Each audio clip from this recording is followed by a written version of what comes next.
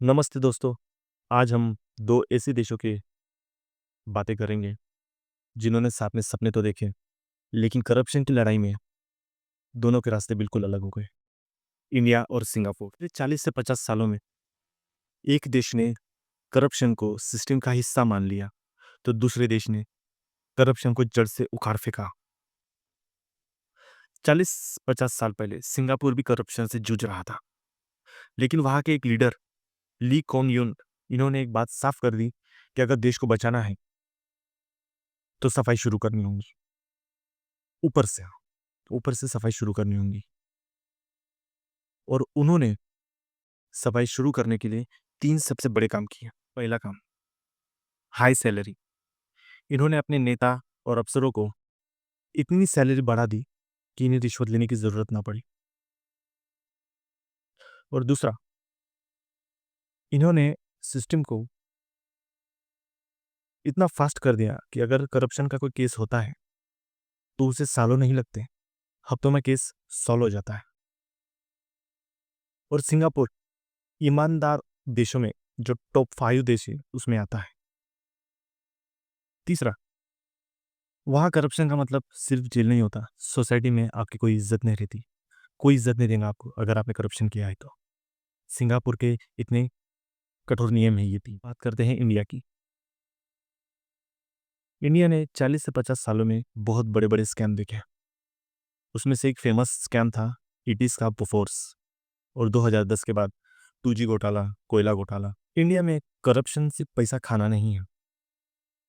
India में corruption, अगर कोई काम करवाना है तो रिश्वत देनी होगी। ऐसा सिस्टम तैयार हो गया है। हर दिमाग में फिट हो गया है कि काम करवाना है तो पैसा देना पड़ेगा, और उसे रिश्वत नहीं कहते, काम करने की फीस कहा जाता है। लेकिन फिर भी अभी भी पिक्चर जो है इंडिया की पूरी तरह से धुंधली नहीं है। भारत ने 10 से 15 सालों में बहुत तरक्की कर ली है। Digital India, direct benefit transfer, जो पैसा पहले भेजा जाता था उसके बीच में कुछ लोग होते थे जिनके पास वो पैसा जाता था।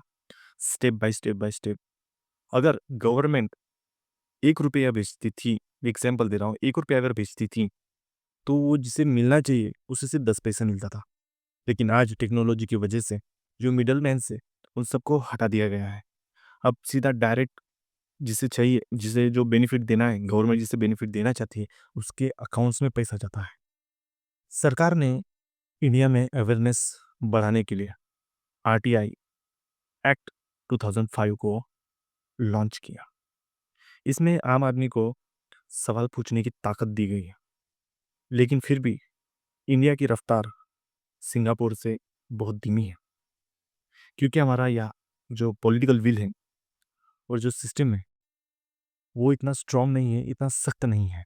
अगर हम आज इन दोनों देशों में अगर कंपैरिजन करेंगे तो फ़र्क क्या है? सिंगापुर ने हाई रिस्क हाई रिवॉर्ड को बदलकर आज हाई रिस्क और ज़ीरो रिवॉर्ड कर दिया है।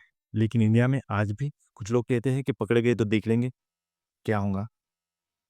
इंडिया में आज भी एक फाइल एक टेबल से दूसरे टेबल जाने के लिए रिश्वत माँगती है। और सिंगापुर ने अपना सिस्टम इतना डिजिटल कर दिया है कि उसमें किसी इंसानी दखल हो ही नहीं सकती। इतना ट्रांसपेरेंट करके रखा है उन्होंने अपना सिस्टम। आगे का रास्ता क्या निकाल सकते हैं दोस्तों?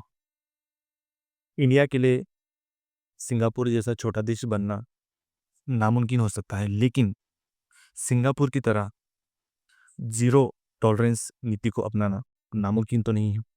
जब तक चलता है, ये कहना बंद नहीं करते हैं, तब तक कोई बदलाव नहीं आएगा, और हम करप्शन के साथ विश्व गुरु तो बिल्कुल नहीं बन सकते।